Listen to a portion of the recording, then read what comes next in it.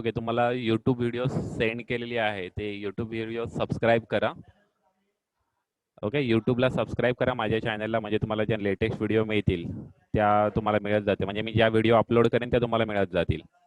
Okay, inventory control. आता inventory म्हणजे काय तुम्हाला सांगण्याची गरज नाही. इन्व्हेंटरी म्हणजे काय? Stock. Okay, stock of material, finish goods, raw material and work in progress. तर ते ॲक्च्युली ही इन्व्हेंटरी, आपला इन्व्हेंटरी कंट्रोल म्हणजे तुमच्या टॉपिकनुसार तो मटेरियल टॉपिक आहे. ओके, तर इथे इन्व्हेंटरीचं मॅनेजमेंट कसं केलं जातं ते आपल्याला इथे बघायचं आहे.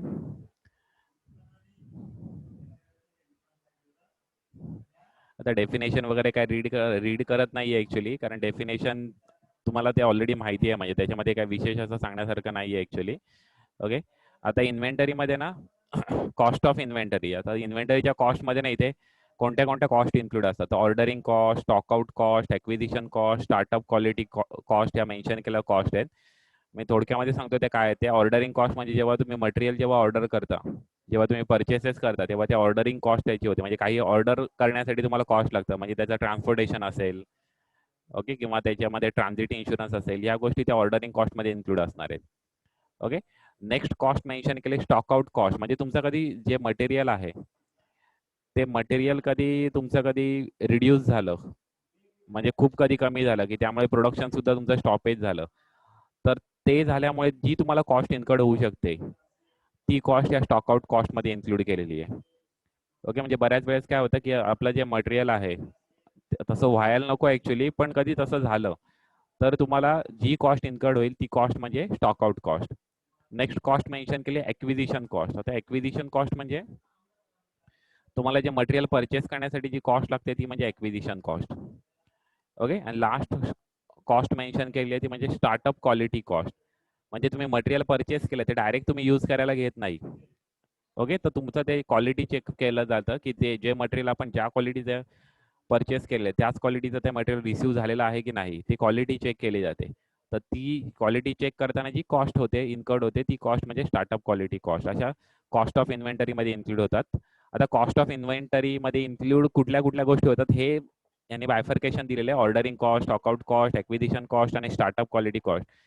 पण तुम्हाला एक पुढे एक EOQ म्हणून एक टॉपिक आहे. हे म्हणजे याच्यामध्येच मटेरियलची जी ऑर्डर किती केली जाते किंवा किती गुड्स आपण ऑर्डर करतो परचेसेस, म्हणजे ते म्हणजे EOQ असतात. ते EOQ, economic order quantity.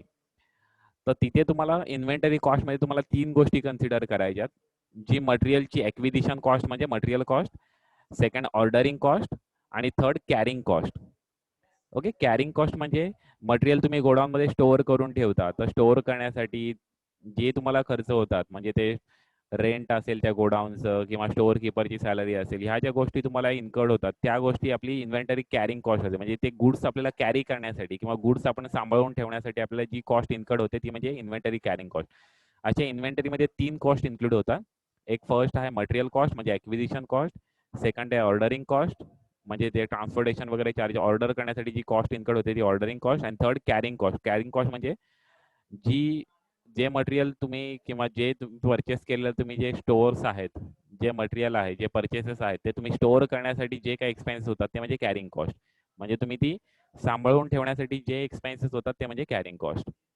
Okay, अशा कॉस्ट इन्कर्ड्स होतात.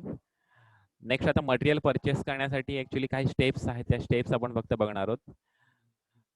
खूप डीपमध्ये नाही सांगणार आहे मी, तुम्हाला वरच्या वरती सांगणार आहे, कारण हे सर्व थेरिओटिकल पॉईंट आहेत, पण तुम्हाला त्यातले थोडेफार गोष्टी माहिती असल्या पाहिजे, त्यामुळे मी फक्त ते डिस्कस करतोय. Actually you will not have practical problem on this actually, how to purchase material all that thing, but you should know how the company purchase material. Okay, त्याची प्रोसिजर काय असते, म्हणजे आपण मार्केटमध्ये गेलो आणि मटेरियल परचेस केलं तर तशी प्रोसिजर कंपनीमध्ये नसते. ओके, तर तिथे काही स्टेप्स असतात त्या फॉलो केल्या जातात. आता सर्वात पहिल्यांदा मटेरियल परचेस करणे, परचेस रिक्विजिशन स्लिप असते ती प्रिपेअर केली जाते. कोण प्रिपेअर करतो ती? तर स्टोअर कीपर म्हणजे store department purchase requisition slip तयार करतो, की परचेस रिक्विजिशन हे डॉक्युमेंट आहे तो परचेस डिपार्टमेंटला सेंड करतो. ओके, मग परचेस डिपार्टमेंट परचेस रिक्विजिशन स्लिपमध्ये मेन्शन केलं असतं की किती क्वांटिटीचे मटेरियल परचेस करणं गरजेचं आहे, कोणत्या क्वालिटीचे, ते सर्व इन्फॉर्मेशन त्याच्यामध्ये मेन्शन केली असते. ते स्टोअर कीपर आहे ते परचेस डिपार्टमेंटला ती गोष्ट इन्फॉर्म करतो की परचेस रिक्विजिशन थ्रू नंतर मग परचेस डिपार्टमेंट परचेस ऑर्डर काढते. परचेस डिपार्टमेंट मध्ये जे गुड्स काय परचेस रिक्विजिशन स्लिप मध्ये मेन्शन केले असतील किंवा परचेस रिक्विजिशन मध्ये जे गोष्टी मेन्शन केल्या असतील त्या गोष्टी परचेस ऑर्डर करतो. आणि परचेस ऑर्डर कोणाला पाठवणार आहे? सप्लायरला परचेस ऑर्डर पाठवणार आहे purchase department. Okay, purchase order आहे ती सप्लायरला पाठवली जाणार आहे. परचेस डिपार्टमेंट सप्लायरला पाठवणार. जो ते गुड्स सप्लाय करणार आहे त्याला ती परचेस ऑर्डर पाठवली जाईल. नंतर ते सप्लायर आहे ते गुड्स ते सेंड करणार आहे. पण ते गुड्स रिसीव्ह कोण करणार आहे? तो स्टोअर डिपार्टमेंट ते गुड्स रिसीव्ह करेल. आणि रिसीव्ह करताना फक्त रिसीव्ह म्हणजे घेतले आणि ठेवले अशा पद्धतीने त्याचं रिसिव्हिंग होणार नाहीये. तर ते रिसीव्ह झाल्यानंतर ते व्हेरीफाय केली जातील. ओके, फिजिकली व्हेरिफिकेशन त्याचं केलं जाईल. ते गुड्स ची क्वालिटी जी आपण ऑर्डर केली तीच आहे का, क्वांटिटी तीच आहे का, या सर्व गोष्टी तिथे व्हेरिफिकेशन केले जातील. ओके, आणि जेव्हा ती स्टोअर डिपार्टमेंट ते रिसीव्ह करणार आहे तेव्हा तो ते गुड्स रिसिव्ड नोट मध्ये ते त्याची सर्व एंट्री करणार आहे. गुड्स रिसिव्ड नोट मध्ये त्याची एंट्री करणार आहे.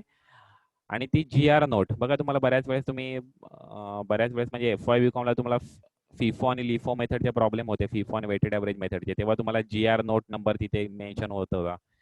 गुड्स रिसिव्ड नोट नंबर होता तो, म्हणजे गुड्स रिसिव्ड झाल्यानंतर त्या नोटमध्ये ती एंट्री केली जाते. तर GR नोटमध्ये त्याची एंट्री केली जाते आणि त्या GR नोटची 3 कॉपी तयार केल्या जातात आणि त्यात सेंड केल्या जातात. एक सप्लायरला सेंड होईल, म्हणजे सप्लायरला मेन्शन समजेल का गुड्स समोरच्या पार्टीला रिसिव्ह झालेले आहेत. परचेस डिपार्टमेंटला सेंड केले जाईल. परचेस डिपार्टमेंटला कळेल का आपण जे गुड्स ऑर्डर केलेले होते ते गुड्स स्टोअर डिपार्टमेंटने रिसीव्ह केलेले आहेत. आणि तिसरी एक कॉपी सेंड केली जाते अकाउंट्स डिपार्टमेंटला, कारण अकाउंट्स डिपार्टमेंट त्या गुड्सचे पेमेंट करणार आहे. ओके, म्हणजे अशा पद्धतीने ती GR नोट प्रिपेअर केली जाईल आणि त्या GR नोट 3 ठिकाणी पाठवली जाईल. एक सप्लायरला, परचेस डिपार्टमेंटला आणि अकाउंट्स डिपार्टमेंटला. 3 ठिकाणी ती गुड्स GR नोट आहे ती पाठवली जाईल. ओके, आणि GR नोटमध्ये ते सर्व ॲक्च्युली चेक केलं जाईल, त्याची क्वालिटी, क्वांटिटी, ज्या स्पेसिफिकेशनचे गुड्स आपण ऑर्डर केले होते त्या स्पेसिफिकेशनचे गुड्स रिसीव्ह झालेले आहेत की नाही ते सर्व चेक केलं जाईल. इन्स्पेक्शन होईल त्या गुड्सचं. ओके, आणि फायनली त्याचं पेमेंट होईल. आता पेमेंट कसं होईल? तर जे अकाउंट्स डिपार्टमेंटला परचेस डिपार्टमेंटकडून जे इनवॉइस रिसीव्ह झालेला असेल, ओके, परचेस डिपार्टमेंट फॉरवर्ड करणार आहे ते इनवॉइस अकाउंट्स डिपार्टमेंटला आणि अकाउंट्स डिपार्टमेंट ते पेमेंट करणार आहे. ओके, आणि अकाउंट्स डिपार्टमेंट त्याची ऑथेंटिसिटी म्हणजे जी इनवॉइस रिसीव्ह झाले त्याची ऑथेंटिसिटी किंवा अर्थमॅटिक ॲक्युरेसी चेक करेल आणि जे GR नोट रिसीव्ह झालेली असणार आहे परचेस डिपार्टमेंटकडून त्याच्यानुसार ते व्हेरीफाय करेल का जे गुड्स ऑर्डर झाले ते ॲक्च्युअली ऑर्डर झालेले आहेत का, रिसीव्ह झालेले आहेत का, आणि त्यानुसार मग त्याचं पेमेंट होईल. ओके, अशी प्रोसिजर आहे परचेस ऑफ मटेरियलची. आणि आपला हा जो मटेरियल जो टॉपिक आहे ना, हा खूप इम्पॉर्टंट टॉपिक आहे for manufacturing concern, specially for manufacturing concern, because most of the time more than 50% are expenses or the more than 50% of the overhead are incurred on the or the incurred on the material. कारण material जो part असतो तो खूप मोठा असतो. 50% पेक्षा सुद्धा जास्त जे एक्सपेन्सेस आहेत ते मटेरियलवरती होतात. म्हणजे मटेरियल परचेस करण्यासाठी किंवा त्याचं हँडलिंग किंवा इतर गोष्टीसाठी आपल्याला मोर दॅन 50% आपला खर्च होतो. त्यामुळे मटेरियल हा टॉपिक खूप इम्पॉर्टंट आहे. ओके, आता हे जे मटेरियल जे आहे त्याचा आता स्टोअर डिपार्टमेंट कशा पद्धतीने मेंटेन करतो, ते जे मटेरियल जे रिसीव्ह झाले त्याचं अकाउंटिंग कसं केलं जातं, तर ते हे पुढे मेन्शन केलेलं आहे. स्टॉक टेकिंग, ही स्टॉक टेकिंग म्हणजे फिजिकली व्हेरीफाय केले जातात गुड्स जे गोडाऊन मध्ये रिसीव्ह झाले ते, त्याला बोलतात स्टॉक टेकिंग. ओके, आता मेथड्स ऑफ टेकिंग इन्व्हेंटरी और स्टॉक. ओके, आता कुठल्या दोन पद्धतीने दोन मेथड्स आहेत इन्व्हेंटरी मेंटेन करण्याचे. ऍक्च्युली मेथड्स इथे मेन्शन केले पण सिस्टीम बोलतात त्याला. ऍक्च्युली दोन सिस्टीम मध्ये मेंटेन केल्या जातात. एक इन्व्हेंटरी पिरियॉडिक इन्व्हेंटरी सिस्टीम आणि सेकंड आहे परपेच्युअल इन्व्हेंटरी सिस्टीम. आणि ह्या प्रत्येक सिस्टीम मध्ये वेगवेगळ्या मेथड्स आहेत. त्या मेथड्स तुम्ही ऑलरेडी लर्न केलेल्या आहेत. त्यातल्या दोन मेथड्स, एक फर्स्ट आहे first in first out method आणि सेकंड आहे as per your syllabus weighted average method. But there are so many methods, FIFO, LIFO, HIFO, average method, weighted average method, simple average method. There are so many methods, depletion method. There are so many methods which are used in different companies as per their requirement. But in your syllabus, there are only two methods. First one is FIFO method, first in first out method, and second one is weighted average method. Okay. there are two systems of maintaining inventory. First one is periodic inventory system. In this system, records are maintained periodically. Name already suggested that records are maintained periodically. That means in some organization it may record fortnightly, weekly, quarterly, half yearly, yearly, as per their requirement. Okay, म्हणजे काय करणार आहे तिथे record जो maintain केला जाईल तो daily maintain केला जाणार नाही. म्हणजे गुड्स आज परचेस झाले तर आज त्याचा रेकॉर्ड होणार नाहीये. तर त्यांचं ठरलेलं असणार आहे की 15 दिवसांनी आपण फिजिकल ते गुड्स काउंट करायचे, म्हणजे ते फिजिकली गुड्स काउंट करणार आहेत. ही जी मेथड आहे त्याच्यामध्ये गुड्स फिजिकली काउंट होतात, नंतर त्याचे रेकॉर्डिंग केलं जातं. रेकॉर्डिंग सुद्धा त्यांचे म्हणजे पर्टिक्युलर इंटरवल नंतर त्यांचं रेकॉर्डिंग होतं. ते कंपनीने डिसाईड केलेलं असणार आहे ॲज पर देअर रिक्वायरमेंट, का ते मंथली रेकॉर्डिंग करतील, क्वार्टरली करतील, फोर्थनाईटली करतील, वीकली करतील. त्यांचं ते डिसाईड त्यांनी केलेलं असणार, त्यानुसार ते फिजिकली काउंट करणार आहेत. आणि नॉर्मली ही मेथड आहे ना ती स्मॉल ऑर्गनायझेशनमध्ये मेंटेन केली जाते. कधी खूप मोठी ऑर्गनायझेशन असेल तर त्याच्यामध्ये प्रत्येक 15 दिवसांनी किंवा प्रत्येक महिन्याने ते अशा पद्धतीने गुड्स काउंट करणं पॉसिबल होणार नाही. Okay, it is not possible to count each and every goods. Okay, therefore they normally maintain their accounts on the basis of perpetual inventory system. For the big organization they maintain their accounts as per the perpetual inventory system, and for the small organization they can maintain periodic inventory system as per the periodic inventory system, but preferably they are also try to maintain their accounts as per the perpetual inventory system. Okay, periodic inventory system periodically त्याचे information maintain केली जाते आणि ते physically count केले जातात goods आणि नंतर त्याची रेकॉर्डिंग होते. ओके, आणि दुसरी मेथड सिस्टीम सांगितली ती म्हणजे परपेच्युअल inventory system. Okay, परपेच्युअल inventory system मध्ये गुड्स डेली रेकॉर्ड केले जातात, काउंट केले जात नाही. म्हणजे जेव्हा आता इथे आपण बघितलं की इन्स्पेक्शन तर होणारच आहे गुड्सचं. ओके, गुड्स रिसिव्ड झाल्यानंतर त्याचं इन्स्पेक्शन होणार आहे, ते काउंट होणार आहेत आणि नंतर मग ते गोडाऊनमध्ये स्टोअर केले जाणार आहेत. ओके, त्यामुळे जेव्हा ते गुड्स रिसिव्ड होतील तेव्हाच त्याची एंट्री आपण अकाउंट्समध्ये करणार आहोत. ओके, म्हणजे स्टोअर लेजर अकाउंटला आपण त्याची एंट्री करणार आहोत की एवढ्या क्वांटिटीचे गुड्स रिसिव्ड झाले, एवढ्या रुपीजचे होते आणि त्याची अमाऊंट एवढी होती. अशा पद्धतीने आपण त्याची रेकॉर्ड आपण तेव्हाच करणार. म्हणजे डेली इथे रेकॉर्ड केलं जातं. डेली म्हणजे म्हणणं जेव्हा जेव्हा तो गुड्स गोडाऊनमध्ये रिसिव्ड होणार आहे तेव्हा रेकॉर्ड मेंटेन केला जाईल. गुड्स जेव्हा गोडाऊनमधून सेंड केले जातील अदर डिपार्टमेंटला किंवा सोल्ड केले जातील तेव्हा त्याची एंट्री केली जाईल. म्हणजे प्रत्येक वेळेस रिसिव्हिंग आणि इश्युइंग दोघांची सुद्धा एंट्री ज्या दिवशी रिसीव्ह होते किंवा ज्या दिवशी इश्यू होते त्याच दिवशी त्याची एंट्री केली जाईल. त्याला बोलतात परपेच्युअल इन्व्हेंटरी सिस्टीम. आणि ही रेकॉर्ड मेंटेन केला जातो. इथे फिजिकली गुड्स काउंट केले जात नाही. पण जरी फिजिकली गुड्स जरी काउंट केले जात नाही प्रत्येक वेळेस, म्हणजे पूर्ण गोडाऊनचे सर्व गुड्स काउंट केले जात नाही, पण ते एक प्रकारे फिजिकली काउंट होत आहेत. कारण जेव्हा परचेस करणार तेव्हा काउंट केले जातील आणि गोडाऊनमध्ये ठेवले जातील, आणि जेव्हा सेल करणार किंवा इश्यू करणार तेव्हा सुद्धा काउंट केले जातील आणि ते इश्यू केले जातील. ओके, म्हणजे ऍक्च्युली ते फिजिकली काउंट होतात पण पूर्ण गोडाऊनचे गुड्स प्रत्येक वेळेस फिजिकली काउंट होत नाही. त्याला बोलतात स्टॉक टेकिंग बोलतात. आणि ते काही ठराविक पिरियड नंतर म्हणजे खूप प्रत्येक वेळेस म्हणजे मंथली किंवा इयरली अशा पद्धतीने एखाद दुसऱ्या वेळेस फक्त ते फिजिकली स्टॉक टेकिंग केलं जाईल. जेव्हा त्यांचं ऑडिट असेल तेव्हा केलं जाईल. अशा पद्धतीने त्यांचे फिजिकल स्टॉक टेकिंग परपेच्युअल इन्व्हेंटरी सिस्टीममध्ये खूप कमी वेळा होणार आहे. पण पिरियॉडिक इन्व्हेंटरी सिस्टीममध्ये काय आहे, फिजिकली जोपर्यंत गुड्स काउंट होत नाही तोपर्यंत त्याची एंट्रीज होत नाही किंवा ते रेकॉर्डच होत नाही. ओके, अशा पद्धतीने दोन सिस्टीम्स आहेत. तुम्हाला जे प्रॉब्लेम्स आहेत ते तुम्हाला परपेच्युअल इन्व्हेंटरी सिस्टीममध्येच प्रॉब्लेम असणार आहेत. ओके, प्रॉब्लेम्स जेव्हा येतील तेव्हा आपण बघणार होते. तो ऑलरेडी तुम्ही ते झालेले तुमचे problems. You have the topic in FY BCom. Okay, आता इथे डिफरन्स दिलेला आहे पिरियॉडिक इन्व्हेंटरी सिस्टीम आणि परपेच्युअल इन्व्हेंटरी सिस्टीम. हे फिजिकली स्टॉक टेकिंग केलं जातं, हे रेकॉर्ड्स मेंटेन केले जातात. ओके, हे पिरियॉडिकली आणि हे रेग्युलरली असणार आहे रनिंग बेसिस.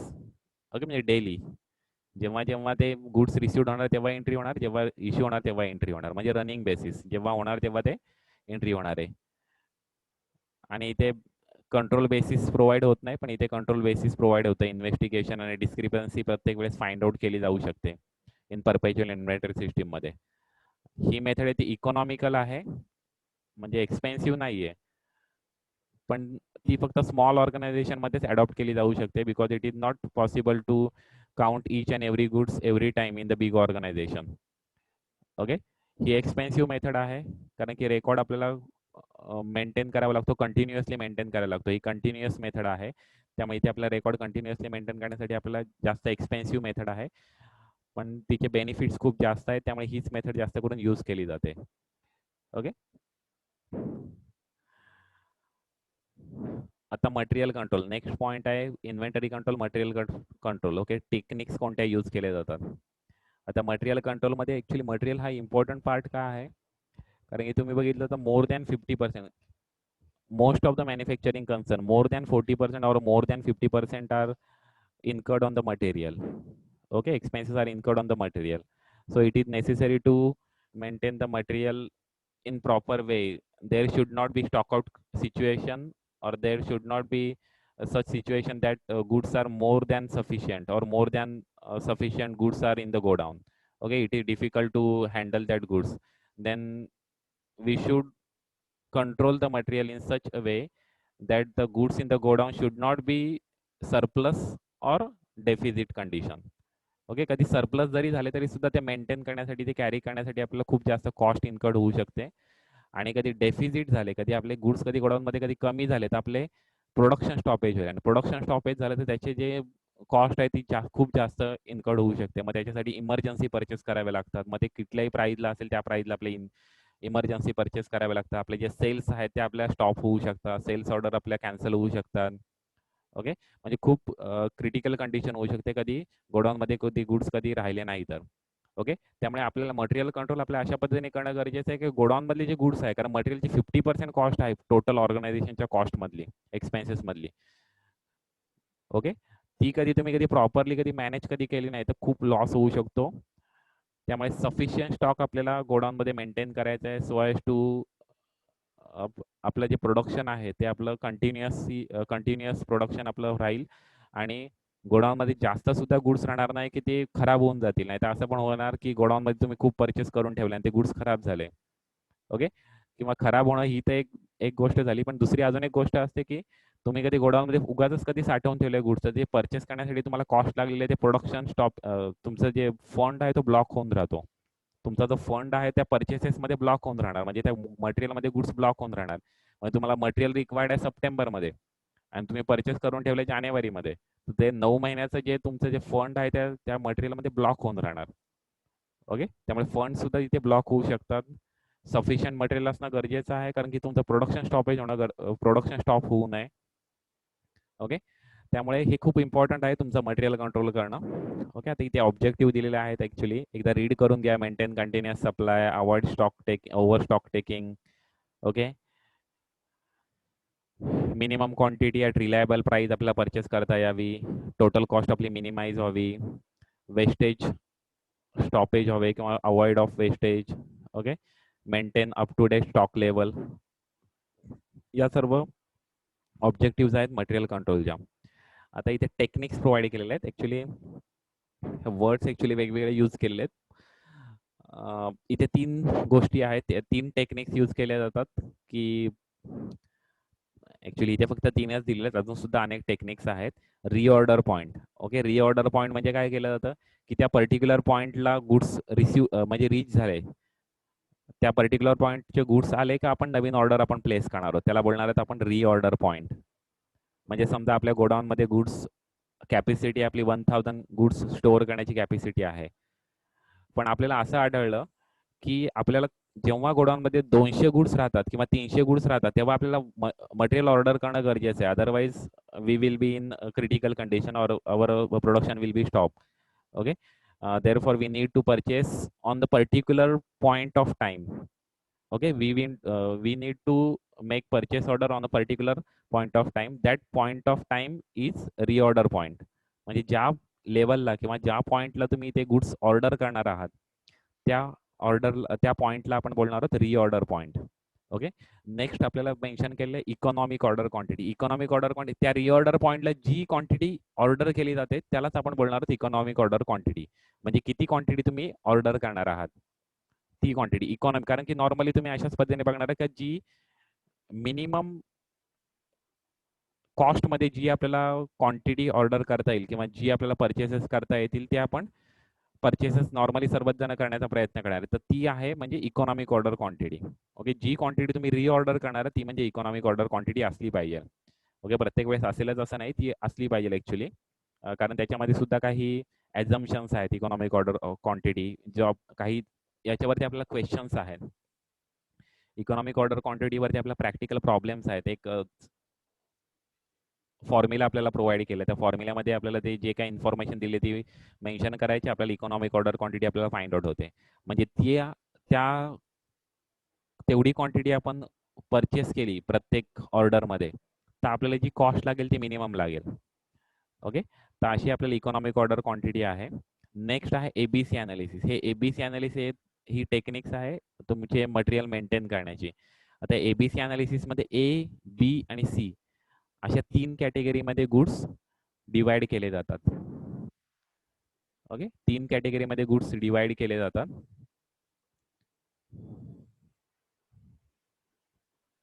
ओके, त्याला पॅरेटो अनालिसिस सुद्धा असं बोलतात, पॅरेटो अनालिसिस, कारण त्या पर्सनचं नाव आहे ॲक्च्युली. इटालियन फिलॉसॉफर होता, त्याने ती इंट्रोड्यूस केली होती पॅरेटो अनालिसिस. ओके, याच्यामध्ये 3 याच्यामध्ये क्लासिफिकेशन केलं जातं गुड्सचं. ए कॅटेगरी, बी कॅटेगरी आणि सी कॅटेगरी. ओके, ए कॅटेगरीमध्ये असे गुड्स असतात का ज्याची कॉस्ट खूप जास्त असते, म्हणजे त्या पर युनिटची कॉस्ट खूप जास्त असते पण त्याची क्वांटिटी खूप कमी असते. ओके, म्हणजे जे कॉस्टलियर गुड्स आहेत, जे कॉस्टलियर क्वांटिटी ऑफ गुड्स आहेत ते आपल्याला ए कॅटेगरीमध्ये मेन्शन करायचे आहेत. सेकंड आहेत बी कॅटेगरी. असे गुड्स आहेत का जे हे जे ए कॅटेगरीमधले गुड्स आहेत ना ते कॉस्टलियर सुद्धा असतात आणि त्याची क्वांटिटी असते ना ती खूप कमी असते. म्हणजे कधी तुम्ही बाईक मॅन्युफॅक्चरिंगमध्ये कधी बघितलं तर बाईक मॅन्युफॅक्चरिंगमध्ये जे इंजिन तयार केलं जातं ते इंजिनची किती असणार आहेत, एकच इंजिन असणार आहे प्रत्येक बाईकला किंवा प्रत्येक कारला एकच इंजिन असणार आहे पण त्याची कॉस्ट खूप जास्त आहे. ओके, सेकंड बी कॅटेगरीचे गुड्स. बी कॅटेगरीचे गुड्स म्हणजे त्याची कॉस्ट मीडियम आहे आणि त्याची क्वांटिटी सुद्धा मीडियम आहे. अशा कॅटेगरीचे गुड्स म्हणजे बी कॅटेगरी. आणि सी कॅटेगरीचे गुड्स म्हणजे ज्याची कॉस्ट एकदम मिनिमम आहे, पर युनिट कॉस्ट खूप मिनिमम आहे पण क्वांटिटी खूप जास्त आहे. अशा पद्धतीचे गुड्स म्हणजे सी कॅटेगरीचे गुड्स. म्हणजे बेअरिंग कधी म्हटलं तुम्ही, बेअरिंग काय भरपूर म्हणजे आपल्या कारमध्ये किंवा बाईकमध्ये बेअरिंग खूप ठिकाणी यूज होतात पण त्याची तुम्ही कंपॅरेटिव्ह कधी कॉस्ट बघितली तर ती खूप कमी असते. ओके, तर अशा पद्धतीचे गुड्स सी कॅटेगरीमध्ये मेंटेन केले जातात. ह्या पद्धतीने त्याचं मॅनेजमेंट केलं जातं. मग ए कॅटेगरीमध्ये जास्त कॉन्सन्ट्रेशन करून त्याच्यावरती लक्ष ठेवलं जाईल कारण त्याची कॉस्ट खूप जास्त आहे. बी कॅटेगरीवरती मॉडरेट लक्ष दिलं जाईल किंवा मॉडरेट तिथे कॉन्सन्ट्रेशन केलं जाईल की तिथे म्हणजे तिथे लक्ष ठेवलं जाईल, मॉडरेट लक्ष ठेवलं जाईल. अशा पद्धतीचे बी कॅटेगरीचे गुड्स. आणि सी कॅटेगरीचे गुड्स म्हणजे तिथे लक्ष खूप कमी ठेवलं जाईल कारण तिथे क्वांटिटी खूप जास्त आहे आणि त्याची कॉस्ट खूप कमी आहे. त्यामुळे इथे नुकसान झालं सी कॅटेगरीमध्ये तरी सुद्धा जास्त नुकसान होणार नाहीये. पण ए कॅटेगरीचे गुड्स कधी डिफेक्टिव्ह निघाले किंवा ए कॅटेगरीचे गुड्स कधी खराब झाले, वेस्टेज झाले, तर आपल्याला खूप जास्त नुकसान होऊ शकतं. त्यामुळे ए कॅटेगरीवरती जास्त कॉन्सन्ट्रेशन केलं जातं, बी वरती मॉडरेट कॉन्सन्ट्रेशन असणार आहे आणि सी वरती मिनिमम कॉन्सन्ट्रेशन असणार आहे.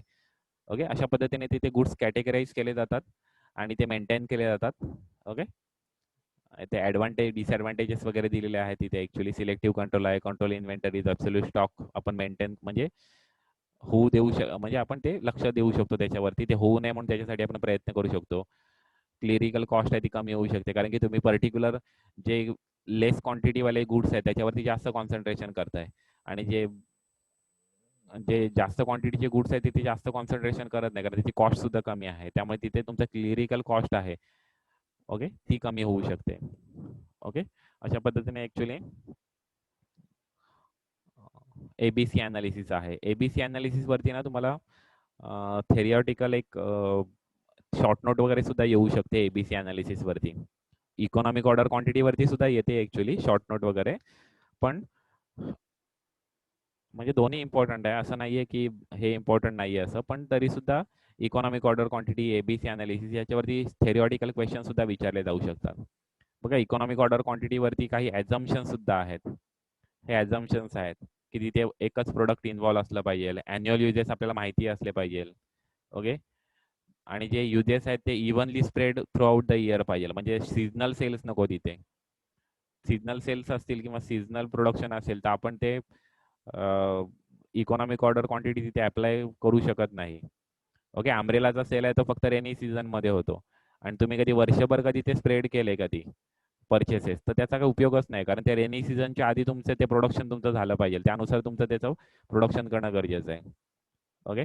किंवा दिवाळी वेकेशनमध्ये जे काही क्रॅकर्स, फायर क्रॅकर्स वगैरे प्रोडक्शन असेल, तर त्यांचे फायर क्रॅकर्स वगैरे तुमचे दिवाळी वेकेशनमध्ये तरी मिळाले पाहिजे. किंवा दिवाळी वेकेशन झाल्यानंतर तुमचं जे एप्रिल मेचा सीझन्स असतो का, जिथे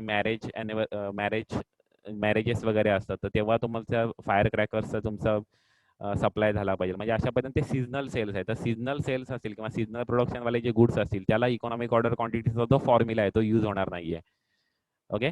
तिथे लीड टाइम तुम्हाला माहिती पाहिजे. तो वरी होता कामा नये. लीड टाइम म्हणजे जेव्हा तुम्ही ऑर्डर करता परचेस, म्हणजे तुम्ही एखादी ऑर्डर करता, तर ती रिसीव्ह होण्याचा जो पिरियड आहे, तुम्ही आज ऑर्डर केली आणि तुम्हाला गुड्स कधी 4 दिवसानंतर मिळतात, तर हा जो 4 डेज हा पिरियड आहे तो लीड टाइम आहे.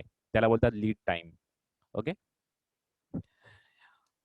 इथे म्हणजे ह्या काही लीड टाइम तुमचा वरी होता कामा नये, म्हणजे चेंजेस होता कामा नये, तो सेम असला पाहिजे. नाहीतर असं कधी झालं कधी म्हणजे लीड टाइम कधी चेंजेस होत असतील, तर इकॉनॉमिक ऑर्डर क्वांटिटीचा जो फॉर्म्युला आहे तो यूज करून तुमचा जे आउटपुट तुम्हाला मिळेल ते रॉंग आउटपुट मिळू शकतं. म्हणजे हे काही ॲझम्पशन्स आहेत. ते ॲझम्पशन्स कधी त्याला कधी फॉलो होत असतील तरच ती जी इकॉनॉमिक ऑर्डर क्वांटिटी तुम्ही ते फाइंड आउट करणार ती इकॉनॉमिकल असेल. Otherwise it will not be economical order. Okay. There is no quantity discount. आता हा एक सेकंड आहे. आता क्वांटिटी डिस्काउंटचा सुद्धा ईओक्यूचे प्रॉब्लेम सॉल्व्ह करता येतात ॲक्च्युली, पण इथे त्यांनी एक ॲझम्पशन मेन्शन केलं आहे काय, की क्वांटिटी डिस्काउंट असेल तर क्वांटिटी डिस्काउंट कन्सिडर करून आपल्याला ती ऑर्डर प्लेस करणं गरजेचं आहे. ओके. ओके. हे तुम्ही एकदा रीड करून घ्या पाहिजे तर, because it is also necessary for the theory purpose. Okay. पण ह्या ज्या गोष्टी आहेत तुम्हाला जेव्हा प्रॉब्लेम जेव्हा सॉल्व्ह करणार, प्रॅक्टिकल प्रॉब्लेम काही लिमिटेशन सुद्धा आहेत, तेव्हा तुम्हाला ते रिक्वायर्ड नाही आहे तेवढं. ओके. तर इकॉनॉमिक ऑर्डर फाइंड आउट करताना तुम्हाला त्या 3 गोष्टी लक्षात ठेवायच्या ज्या स्टार्टिंगला सांगितल्यात त्या. That inventory cost include 3 component. First one is material cost, that is acquisition cost means. Second, ordering cost. And third, carrying cost. Okay, carrying cost means material maintenance cost, you can say material maintenance cost. Okay. ह्या 3 गोष्टी आपल्याला तिथे आपल्याला find out करायच्या असतात आणि त्या 3 गोष्टींवरून आपण इकॉनॉमिक ऑर्डर क्वांटिटी आपण फाइंड आउट करू शकतो. ओके. आता नेक्स्ट आहे स्टॉक लेवल्स. आता ह्याच्या सुद्धा स्टॉक लेवलची इथे फॉर्म्युला आहे. तिथे 5 ते 6 स्टॉक लेवल्स आहेत. जी वरती जी ऑर्डरिंग कॉस्ट होते ना, रिऑर्डर पॉईंट, तर ते सुद्धा इथे फाइंड आउट केलं. तर रिऑर्डर क्वांटिटी किंवा रिऑर्डर लेवल इथे फाइंड आउट केले जातं, की तुम्हाला सांगितलं की आपल्या इथे गोडाऊनमध्ये 1000 क्वांटिटी आपण स्टोअर करू शकतो. तर 300 युनिट झाल्यानंतर आपल्याला ऑर्डर करणं गरजेचं आहे. तर हे 300 युनिट कुठून फाइंड आउट केले, तर ती स्टॉक लेवल इथे आपल्याला फाइंड आउट करायला आहे, रिऑर्डर लेवल. ओके. म्हणजे ज्या पॉईंटला आपल्याला ऑर्डर करायचं तो रिऑर्डर पॉईंट आपण इथे आपण फाइंड आउट करणार आहोत. ओके. तर इथे कोणत्या कोणत्या लेवल्स आहेत, मॅक्झिमम लेवल आहे, मिनिमम लेवल आहे, रिऑर्डर लेवल आहे, ॲव्हरेज लेवल आहे, डेंजर स्टॉक लेवल आहे, इमर्जन्सी. डेंजर स्टॉक लेवल म्हणजे इमर्जन्सी तुम्ही जे परचेसेस करणार ते आहे तिथे. ओके. जेव्हा तुमची स्टोअरची जी लेवल आहे ती इमर्जन्सी म्हणजे डेंजर लेवलला जेव्हा पोहोचेल तेव्हा आपल्याला इमर्जन्सी परचेसेस करणं गरजेचं आहे, कारण स्टॉक आउट कंडिशन आपण अवॉइड करायची असेल तर. ओके. तर ह्या लेवल्स आहेत, त्या लेवलचे फॉर्म्युला आहे, ते फॉर्म्युले नोट डाऊन करून घ्या. आता मी सर्व एवढं सांगत नाही, कारण एवढं कधी सांगत राहिलो तर आपल्याला ॲक्च्युली पोर्शन कंप्लीट करायला थोडासा प्रॉब्लेम होईल. त्यामुळे हे जे मेन फॉर्म्युला आहे ते फॉर्म्युले मेन्शन करून घ्या. Okay. Maximum level is equal to in bracket reorder level bracket close plus reorder quantity minus in second bracket maximum consumption into maximum reorder period. Okay. हा पूर्ण फॉर्म्युला आहे. इथे तुम्हाला मॅक्झिमम कन्झम्पशन माहिती पाहिजे, मॅक्झिमम रिऑर्डर पिरियड काय तो माहिती पाहिजे, म्हणजे लीड टाइम माहिती पाहिजे, मॅक्झिमम लीड टाइम किती आहे तो माहिती पाहिजे, रिऑर्डर क्वांटिटी म्हणजे तुम्हाला ईओक्यू माहिती पाहिजे. ओके. रिऑर्डर लेवल म्हणजे तुम्हाला आधी रिऑर्डर लेवल फाइंड आउट करायला लागेल, त्याच्यानंतरच तुम्ही मिनिमम लेवल फाइंड आउट करू शकता. ओके. रिऑर्डर लेवलचा सुद्धा फॉर्म्युला तो सुद्धा तुम्हाला नोट डाऊन करून घ्यायचा आहे. ओके. तर मॅक्झिमम लेवलचा फॉर्म्युला मेन्शन करून घ्या. Okay. Reorder level plus reorder quantity minus in bracket maximum consumption into maximum reorder period.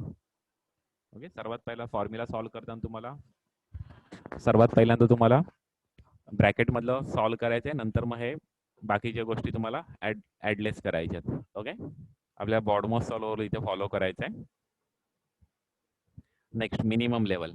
Okay, minimum level म्हणजे तेवढी आपली मिनिमम क्वांटिटी आपल्या गोडाऊनमध्ये मेंटेन राहिली पाहिजे, अशी लेवल म्हणजे मिनिमम लेवल.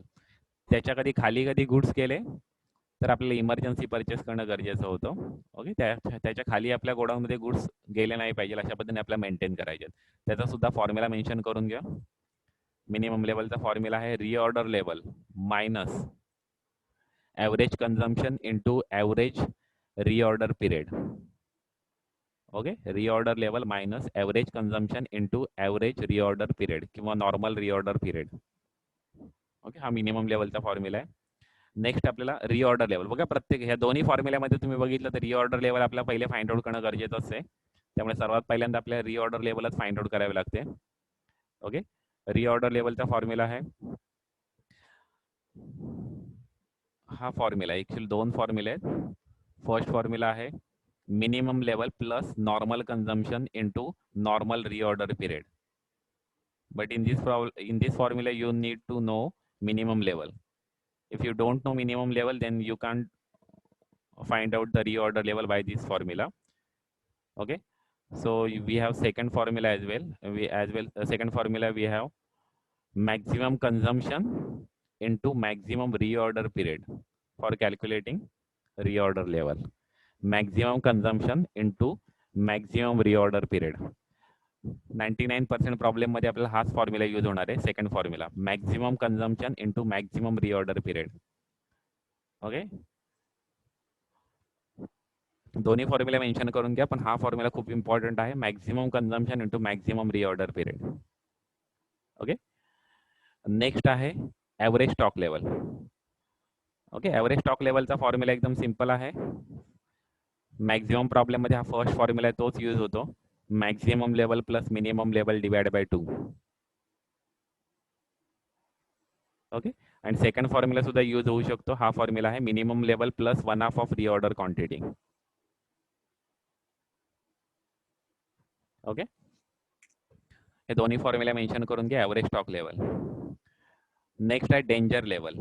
ही जी लेवल आहे ती मिनिमम लेवलच्या खाली असते.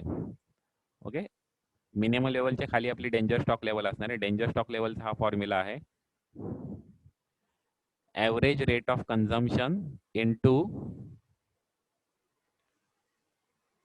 अर्जंट सप्लाय टाइम, म्हणजे इमर्जन्सी परचेसेसचा जो टाइम असणार आहे तो.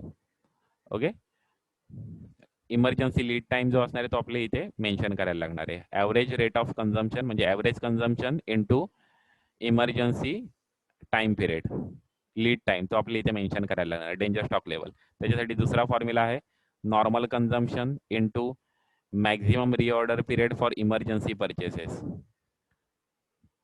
ॲक्च्युअली तोच फॉर्म्युला आहे, फक्त मेन्शन करताना वेगळ्या पद्धतीने मेन्शन केलं आहे. दुसरं काय नाही, फॉर्म्युला तोच आहे बघा. ॲव्हरेज रेट ऑफ कन्झम्पशन म्हणजेच नॉर्मल कन्झम्पशन आणि इंटू अर्जंट सप्लाय टाइम म्हणजेच maximum reorder period for emergency purchases. जो पिरियड आहे मॅक्झिमम रिऑर्डर तोच इथे, म्हणजे फॉर्म्युला सेमच आहे तो, फक्त मेन्शन करताना फक्त शब्द थोडेसे वेगळे यूज केले आहेत. अदरवाईज फॉर्म्युला सेम आहे बघा. ॲव्हरेज रेट ऑफ कन्झम्पशन म्हणजेच नॉर्मल कन्झम्पन आणि अर्जंट सप्लाय टाइम म्हणजेच maximum reorder period for emergency purchase. मग हा सेकंड फॉर्म्युलाच मेन्शन करून घ्या, तो तुम्हाला समजायला थोडं सोपा जाईल. Actually normal consumption into maximum reorder period for emergency purchases. Okay, ह्या लेवल्स आहेत. Okay, maximum, minimum, reorder, average, danger. Okay, ह्या लेवल्सवरती तुम्हाला प्रॉब्लेम्स येतील. अशा पद्धतीने प्रॉब्लेम्स असतात. Calculate the following: minimum level, maximum